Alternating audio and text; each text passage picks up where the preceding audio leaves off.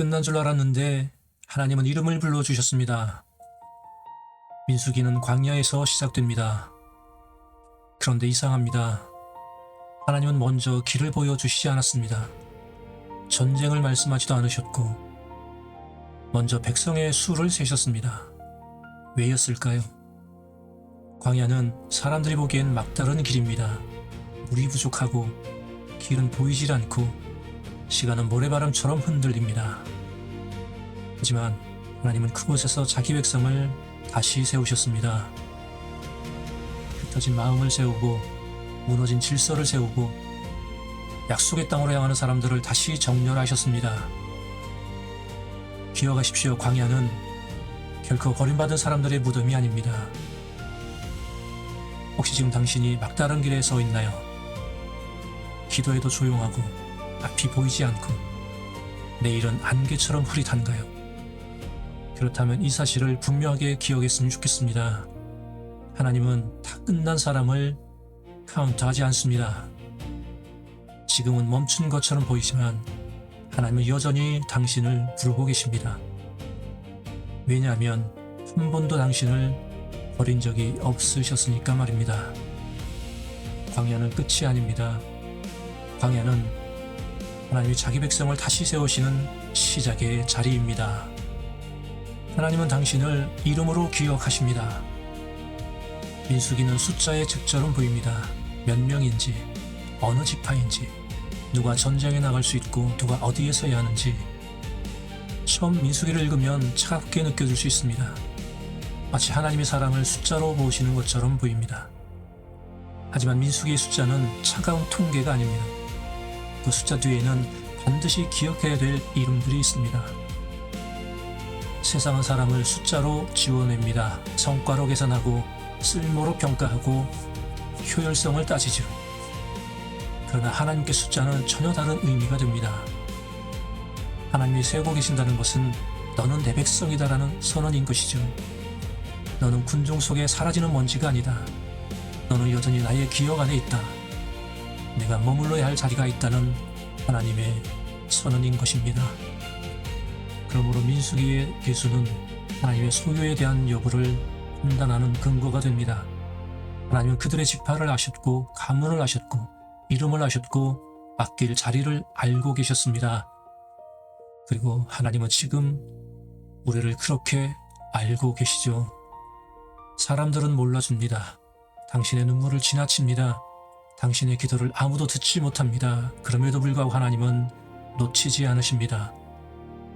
당신은 보이지 않는 사람이 아닙니다. 여전히 지금도 하나님의 기억 안에 있고 하나님의 약속 안에 있습니다. 하나님의 군대 안에 있는 중요한 사람입니다. 그러므로 결코 작은 자가 되지 마십시오. 하나님이 당신의 이름을 알고 당신을 카운트하고 계시다면 당신은 결코 잊혀진 사람이 아닙니다. 하늘의 양식마저 지겨워지는 순간 당신의 믿음이 실체를 드러냅니다. 광야는 부족한 곳입니다. 물이 부족하고 확신이 부족하고 내일을 설명할 어떤 말도 부족합니다. 그런데 하나님은 그 부족한 자리에서 하늘의 양식을 내려주셨습니다. 만나였습니다. 백성들은 매일 아침 땅 위에 내려앉은 하나님의 은혜를 보았습니다. 어제도 하나님이 먹이셨고 오늘도 하나님이 먹이시고 내일도 하나님이 먹여주실 것을 배워야 했습니다. 하지만 민수기에서 백성의 마음은 여전히 흔들리고 있습니다. 그들은 만나를 보면서도 애굽의 음식을 그리워했죠. 하늘의 양식을 먹으면서도 땅의 맛을 다시 찾았습니다. 이것이 광야의 테스트입니다. 부족할 때만 시험이 오는 것이 아닙니다. 공급을 받으면서도 감사가 식을 때 믿음은 그 실체를 드러냅니다. 하나님은 만나를 통해 묻고 계십니다. 너는 무엇으로 사느냐? 환경으로 사느냐? 기분으로 사느냐? 손에 쥔 것으로 사느냐? 광야는 우리를 시험하는 자리가 아닙니다. 광야는 하나님 한 분이면 충분합니다. 바로 그것을 배우는 자리인 것이죠. 혹시 지금 당신의 삶에 부족함이 있습니까? 아니면 은혜를 받으면서도 영혼은 점점 더 마비되고 있습니까? 기억하십시오. 하늘의 공급은 낮은 자리로 내려옵니다. 하나님은 지금도 부족한 자에게 필요한 만큼 그러나 충분하게 은혜를 내려주고 계십니다. 그들은 거인에게 진 게 아닙니다. 그들은 한마디 말 때문에 먼저 무너졌습니다. 마침내 이스라엘은 가나안 앞에 섰습니다. 약속의 땅은 눈앞에 있었고 하나님이 그 땅을 주겠다고 말씀하셨습니다. 하지만 가나안은 높은 성벽과 거인들이 있었습니다. 10명의 정탐꾼은 자기 안에 두려움을 안고 백성에게 돌아왔습니다. 그들은 말했습니다. 우리는 스스로 보기에도 메뚜기 같더라. 그 한마디가 놀라운 기적을 경험했던 이 특별한 공동체를 무너뜨리기 시작했습니다. 칼이 먼저 친 것이 아닙니다. 거인이 먼저 달려온 것도 아닙니다. 두려움이었습니다. 두려움이 먼저 그들의 언어와 그들의 마음을 점령했던 것이죠. 마지막 시대의 싸움도 다르지 않습니다. 원수는 문제보다 우리에게 먼저 해석을 보냅니다. 상황은 크게 보이게 하고 하나님은 점점 멀게 보이게 만들죠. 그리고 두려움을 우리의 입술 위에 올려놓습니다. 안 되겠다, 늦겠다, 초라하다, 이제 끝났다. 하지만 여호수아와 갈렙은 달랐습니다. 같은 성벽을 보았고 똑같이 거인을 보았고 같은 땅을 밟았습니다. 그럼에도 불구하고 두 사람은 보이는 상황보다 하나님의 약속을 더 크게 보았던 것이죠.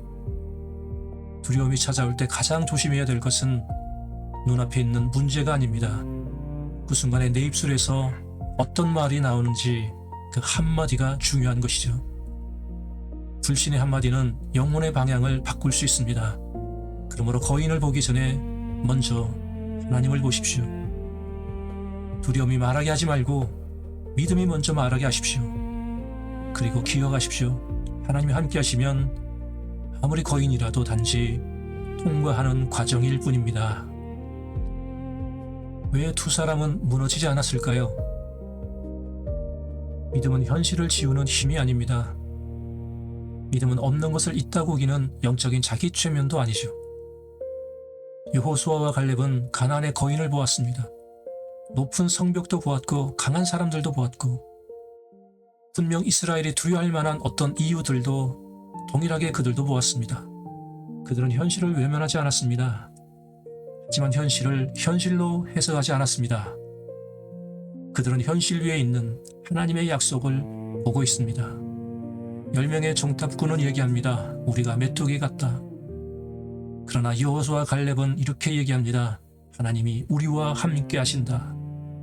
이 한 문장이 모든 장면의 의미를 바꾸는 것이죠. 성벽은 여전히 높고 거인은 여전히 존재하고 그 땅은 정말로 위험해 보였습니다. 하지만 해석이 달라지는 것이죠. 믿음은 현실을 부정하지 않습니다. 진정한 믿음은 현실보다 크신 하나님을 보게 되는 것이죠. 마지막 때를 살아가는 성도에게 가장 필요한 것이 있다면 많은 정보가 아닙니다. 하늘을 향하는 시선인 것입니다. 세상은 계속 말하고 있습니다. 안 된다, 늦었다, 끝났다. 이것이 너의 한계 상황이다. 그러나 하나님의 백성은 세상의 결론으로 사는 사람이 결코 아닙니다. 우리는 하나님의 약속으로 살아가는 사람입니다. 상황이 당장 바뀌지 않아도 해석이 바뀌면 그 사람은 무너지지 않습니다. 현실을 외면하지 않습니다. 현실 외에 임재하시는 하나님을 믿고 나아가는 것이죠. 기억하십시오. 하나님이 함께 하시는 광야라면 더 이상 절망의 땅이 아닙니다. 그곳이야말로 하나님의 약속이 시작되는 은혜의 자리입니다. 영혼이 마비될 때 과연 우리는 어디를 바라봐야 될까요? 불뱀이 백성 가운데 퍼졌습니다. 사람들은 뱀에 물렸고 고통은 빠르게 번져갔고 많은 사람들이 순식간에 쓰러졌습니다. 그때 하나님은 모세에게 돛뱀을 만들라고 하십니다. 그리고 그것을 장대 위에 매달라고 하셨습니다. 이상한 구원입니다. 상처는 실제였고 고통도 실제이고 죽음의 두려움도 실제입니다. 아이러니하지만 그 순간에 사는 길은 단지 바라보는 것이죠. 장대 위에 높이 달린 놋뱀을 보는 자마다 살아났습니다. 이것이 믿음의 신비입니다. 믿음은 아프지 않다고 말하는 게 아닙니다. 믿음은 상처가 없다고 우기는 것도 아닙니다. 믿음은 죽음의 그 자리, 무너진 그 자리, 한계 상황인 그 자리에서 하나님이 말씀하여 주신 생명의 길을 바라보는 것입니다. 오늘도 사람들의 영혼은 조용히 마비되고 있습니다. 분노에 익숙해지고 비교당하는 것에 지치고 어쩌면 절망을 당연하게 여기고 타협하는 것을 지혜라고 생각합니다. 기도하지 않는 하루를 아무렇지 않게 지나칩니다. 겉으로는 멀쩡해 보여도 속으로는 믿음의 영적인 감각이 조용히 마비되고 있습니다. 그때 우리는 바라보아야 합니다. 장대 위에 들린 놋뱀, 마침내 십자가를 가리키는 그림자가 된 것이죠. 광야에서 놋뱀을 바라본 자가 살아남았듯이 우리는 십자가에 달리신 예수 그리스도를 바라보아야 합니다. 기억하십시오. 사는 길은 여전히 하나뿐입니다. 위를 보는 것입니다. 십자가를 보는 것입니다. 높이 들리신 주님을 바라보는 것입니다. 보는 것이 믿음입니다. 바라보는 것이 생명입니다. 영혼이 마비되는 이 마지막 시대에도 오직 그리스도를 바라보는 사람만이 살아남을 것입니다. 빨리 가는 사람보다 정확히 보는 사람이 이깁니다. 민수기의 광야 길에는 하나님의 질서가 있었습니다. 이스라엘은 자기 마음대로 멈추지 않았고 자기 뜻대로 출발하지도 않았습니다. 구름이 머물면 그들도 머물렀고 구름이 또 오르면 그들도 움직입니다. 이것이 광야의 영성인 것이죠. 내 속도를 내려놓고 하나님의 움직임에 맞추는 것, 나의 계획보다 하나님의 시간을 더 신뢰하는 것. 본능적으로 우리는 자꾸만 빨리 가고 싶어 합니다. 남들보다 먼저 도착하고 싶고 어쩌면 멈춰진 시간을 실패한 것처럼 느끼기도 합니다. 그러나 하나님의 백성에게 중요한 것은 속도가 아닙니다. 순종입니다. 얼마나 빨리 가느냐보다 하나님과 함께 가는지가 더 중요한 것이죠. 구름이 머무르면 그곳이 광야랄지라도 안전합니다. 그러나 구름이 떠났는데도 내가 익숙하다는 이유로 머문다면 아무리 편하지만 그곳은 위험한 자리일 수 있습니다. 마지막 시대의 성도는 열정만으로 사는 사람이 아닙니다. 순종으로 사는 성도입니다. 내가 원하는 때가 아니라 하나님이 움직이시는 때를 기다리는 사람, 내가 좋아하는 길이 아니라 하나님이 인도하시는 길을 따라가는 사람, 하나님의 질서 안에 있는 사람은 광야 한복판에 있을지라도 결코 방황하지 않습니다. 기억하십시오. 구름이 멈추면 멈추시고 구름이 움직이면 움직이십시오. 그 길이 아무리 느려 보여도 하나님이 지금 당신과 함께 하시는 길이라면 가장 정확한 길입니다. 저주의 입술에서 왜 축복이 나왔을까요? 발람은 하나님의 백성을 저주하려고 했습니다. 사람의 계산으로는 이스라엘을 무너뜨릴 말이 준비된 것처럼 보였습니다. 그러나 하나님은 그의 입술을 붙드셨습니다. 저주하려던 입술에서 축복이 흘러나오게 하셨습니다. 이 장면은 오늘도 우리에게 깊은 위로를 줍니다. 마귀는 끝까지 하나님의 사람을 무너뜨리려고 합니다. 세상은 끝까지 믿음의 사람을 조롱하고 죽이려고 합니다. 늦었다, 끝났다, 실패했다, 너는 이제 더 이상 일어설 수 없다. 사람들은 쉽게 말합니다. 하지만 기억하십시오. 하나님이 축복하신 사람을 누구도 저주로 끝낼 수 없습니다. 하나님이 덮어주신 사람을 누구도 완전히 무너뜨릴 수 없습니다. 광야 위의 구름이 단지 방향을 알려주는 표지는 아닙니다. 그것은 우리를 보호하시는 하나님의 임재의 사인인 것이죠. 그러므로 사람의 말에 너무 쉽게 낙심하지 마십시오. 누가 무엇을 말하든 마지막 판단은 오직 하나님께 있습니다. 저주의 칼날이 날아와도 마지막 축복의 문장은 하나님이 쓰십니다. 하나님이 우리를 붙들고 계시면 저주는 결코 결론이 되지 못하죠. 기억하십시오. 하나님의 사람에게는 사람의 평가보다 더 깊고 원수의 공격보다 훨씬 강한 하나님의 축복이 머물러 있습니다. 한 세대가 무너져도 하나님의 약속은 결코 무너지지 않습니다. 민수기에는 두 번의 계수가 나옵니다. 첫 번째 계수는 출발하는 세대를 셈한 것이고 두 번째 계수는 새로운 세대를 일으키는 장면입니다. 둘 사이에서 한 세대는 광야에서 완전히 무너졌습니다. 불신이 공동체를 흔들었고 원망이 약속의 길을 지연시켰고 두려움은 사람들의 발을 묶었습니다. 이 장면은 슬픔과 동시에 우리에게 놀라운 소망의 장면인 것이죠. 그렇습니다. 사람은 실패할 수 있습니다. 공동체는 무너질 수 있고 길을 잃을 수 있습니다. 하지만 하나님의 목적은 사람의 실패에서 끝나지 않습니다. 하나님은 언제나 대안을 갖고 계시죠. 남은 자를 세우십니다. 잿더미 속에서 다시 일어날 수 있는 사람, 무너진 자리에서 약속을 붙드는 사람, 상처를 가지고 있지만 그럼에도 불구하고 믿음을 버리지 않는 사람, 하나님은 그렇게 새로운 세대를 부르십니다. 중요한 질문은 이것이죠. 나는 어떤 세대가 될 것인가? 두려움을 물려주는 세대인가? 약속을 전해주는 세대인가? 원망을 유산으로 남기는 시대인가? 하나님의 임재를 증언하는 세대인가? 하나님은 지금도 새로운 세대를 찾고 계십니다. 광야의 모래 위에서 하늘의 약속을 붙드는 사람, 넘어져도 다시 일어나는 사람, 요단을 향해 그 걸음을 결코 포기하지 않는 사람. 기억하십시오. 모든 것이 무너진 시대의 한가운데서도 하나님은 새로운 한 사람을 세우십니다. 그리고 그 사람을 통해 끊어진 것처럼 보이던 하나님의 약속을 다시 새롭게 움직여 가십니다. 그렇다면 끝까지 남는 사람은 과연 누구일까요?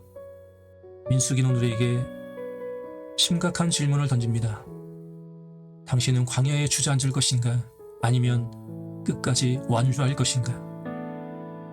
광야는 사람을 드러냅니다.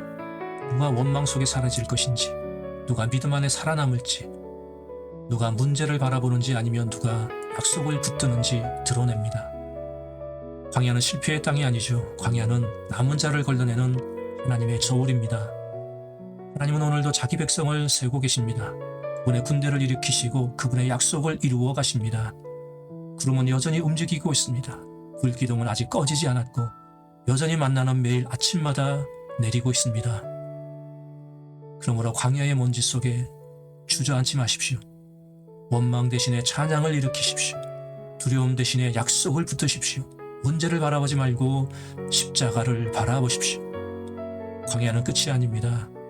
그것이야말로 하나님의 나라로 들어가는 마지막 출입구입니다.